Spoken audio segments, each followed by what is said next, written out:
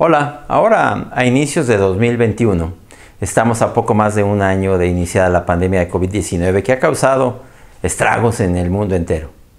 Pero una de las buenas noticias es el desarrollo de vacunas, que no teníamos ni un año de la pandemia cuando ya había vacunas en uso, y eso es inédito en la historia de la humanidad. Es un tributo al ingenio humano y a lo que la humanidad puede hacer cuando se pone de acuerdo. Tenemos ya para ahora varias vacunas en uso emergente. ¿Qué quiere decir uso emergente? Que como están en etapa muy temprana de desarrollo y no se ha evaluado bien qué pasa después de empezársela a poner a mucha gente, no tienen todavía lo que se conoce como un registro sanitario en buena parte del mundo. El uso emergente quiere decir que las agencias regulatorias todavía tienen que evaluar efectos, eventos a largo plazo, cosas como esas para darles un registro definitivo. Y entonces, como hay un uso emergente, pues todavía no se pueden comercializar. Eso es en buena medida una explicación de por qué los particulares aquí y ahora no pueden comprar cualquier vacuna y vender vacunas. Eso se deberá paulatinamente. Aquí y ahora hay de toda la gran variedad de vacunas que se están desarrollando en el mundo, realmente básicamente tres que ya están en algún uso o que tienen algún uso emergente autorizado en algunos países. Otras habrá en el futuro, pero tenemos básicamente en este momento las de ARN mensajero. Lanzar el componente genético del virus para que la célula de nosotros produzca la proteína contra la que queremos que forme anticuerpos e inmunidad en nuestro organismo. Y tenemos ahí la de Pfizer y la de Moderna, ya con uso emergente autorizado en los Estados Unidos, en México, en buena parte del mundo. La de Moderna también, que es semejante. Una vacuna que es, digamos, la de mayor producción, o va a ser la de mayor producción en el mundo, es la de adenovirus, o las de adenovirus, por su facilidad de producción y de transporte. Y ahí tenemos básicamente la de AstraZeneca, con la que Latinoamérica tiene un gran contrato, México, la Fundación Carlos Slim, en conjunto con Argentina y varios países de Latinoamérica, hicieron un gran contrato de esta vacuna de adenovirus. Estas son vacunas a las que un adenovirus, que es diferente del coronavirus, se les pone el componente genético del coronavirus para que produzcan la proteína que nos interesa para que nuestro organismo forme los anticuerpos. De estas mismas vacunas tenemos la de Sputnik 5, que ahora recientemente ha sido muy cuestionada, y eso nació en buena medida de un error inicial que tuvieron en Rusia de haberlo registrado demasiado temprano. Eso fue en agosto 11, en donde se le dio un registro sin siquiera tener el estudio de fase 3. Y ahora que está el estudio de fase 3, pues mucha gente, digamos, levanta la ceja y pone alguna duda sobre esa vacuna. Tendremos que confiar en la autoridad regulatoria, que hagan su trabajo y que analicen bien todos los datos que va a presentar la compañía para que las distintas autoridades regulatorias digan que nos la podamos poner. Y si lo dice la autoridad regulatoria, bueno, pues tendremos que confiar en las instituciones, porque es lo que tenemos y porque las vacunas que son de diverso tipo, no va a haber necesariamente una sola vacuna o la vacuna que uno quisiera. Uno puede escoger una vacuna sobre de otra porque tiene determinadas características que a mí me gustan más, sí, pero lo más probable es que no exista un solo fabricante que en el transcurso de este año le pueda dar oferta a toda la demanda mundial. La vacuna de CanSino, que es una vacuna de origen chino, también de adenovirus, o las vacunas de virus muertos, de coronavirus muertos o inactivos, que son la de Sinopharm y Sinovac, ambas de origen chino. Habrán de venir otras en el futuro, pero aquí ahora estas son las que tenemos. Y frecuentemente se pregunta uno, ¿cuáles son entonces las contraindicaciones?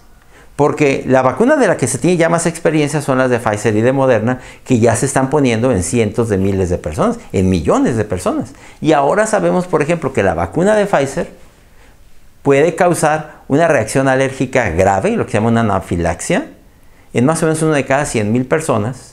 Lo puede hacer también la de Moderna, aunque menos, en más o menos uno de cada 250,000 personas. Y entonces, ¿cuál es la contraindicación? Porque frecuentemente se dice que quien tenga alguna reacción alérgica no se la ponga. Y si ese es el caso, pues vamos a acabar sin vacunar a muchísimas personas. Porque quien no tiene alergia a la penicilina o dice tenerla, dice al cacahuate, al pelo de gato o qué sé yo. Y entonces no se trata de eso, porque inclusive hay sitios de vacunación donde se le ha dicho a la gente que, por ejemplo, los asmáticos no deben ponérsela, o quien tenga alergia a la penicilina no debe ponérsela. No es eso. Se trata de una alergia grave. Si alguien tiene antecedentes de una alergia grave, que lo haya llevado al hospital porque se le afectó la respiración o estuvo en peligro su vida, ese es el tipo de alergia a la que nos referimos, cuando hablamos de esta vacuna de ARN mensajero, Pfizer o Moderna. Entonces, quien tenga alergias, si no es de ese tipo, puede ponerse esta vacuna. Ahora, las vacunas de adenovirus, particularmente la de AstraZeneca, cuando se estaba desarrollando, se le asoció en algún caso de mielitis transversa, o sea, inflamación de la médula espinal con alteraciones para la movilidad de los miembros inferiores. Pero finalmente los comités independientes concluyeron que no había tenido relación con la vacuna, y parece que estas vacunas de adenovirus, como la de AstraZeneca, la Sputnik y la CanSino, serán bastante seguras. Se ha cuestionado, ojo, hablamos sobre todo de la vacuna Sputnik 5 o la de CanSino. Se les ha cuestionado su eficacia, que si no son mayores del 90%, pero no se ha cuestionado su seguridad.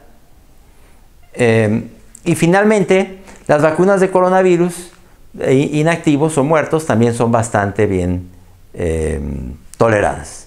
Entonces, a la pregunta, ¿quiénes no deben vacunarse? Bueno, hay que decir que de entrada, las vacunas no se han estudiado en menores de 18 años.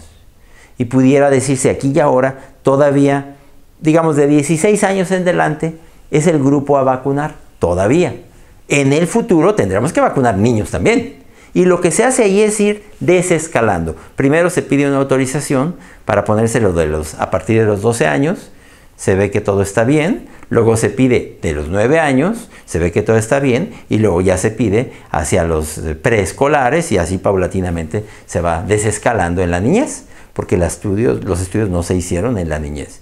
Y otro entonces a este respecto, eventualmente tendremos que vacunar a los niños de esa manera. Pero otro caso muy especial es el de la mujer embarazada. Todavía hace muy poco, muchos gobiernos locales no estaban vacunando mujeres embarazadas, porque se ha dicho que como no se estudian mujeres embarazadas, no se puede hablar de su seguridad en mujeres embarazadas. Sin embargo, apenas recientemente la Organización Mundial de la Salud y varias agencias nacionales recomiendan que se ponga la vacuna en la mujer embarazada. ¿Por qué? Porque la vacuna de ARN mensajero es un mito que el ARN se vaya a meter en tu DNA o en el del producto, en el del bebé, para producir cambios genéticos. Eso no se puede hacer. El DNA puede ir hacia un RNA, pero el RNA no puede ir al DNA. Entonces, eso es un absurdo. Y lo que se recomienda es platicarlo con la mujer embarazada, hacerle ver cuál es su riesgo eventualmente, pero también que evalúe cuál sería el riesgo de enfermarse contra el riesgo potencial de la vacunación. Es sustancialmente mayor el riesgo de enfermarse y tener una complicación. Entonces, lo que se recomienda es, otra vez, platicarlo con la mujer embarazada. En el caso de los adenovirus, son virus vivos, pero inactivos, me refiero, incapaces de reproducirse. Tampoco sería una contraindicación en el embarazo. O las vacunas de virus muertos tampoco tienen por qué ser una complicación en el embarazo. Conclusión, entonces, ¿quiénes deben vacunarse? ¿O quiénes no deben vacunarse? Yo creo que podríamos concluir aquí y ahora que prácticamente la vacuna es para todos. Todos, en este momento, los mayores de 18 años, la vacuna es para todos, con unas muy pocas excepciones.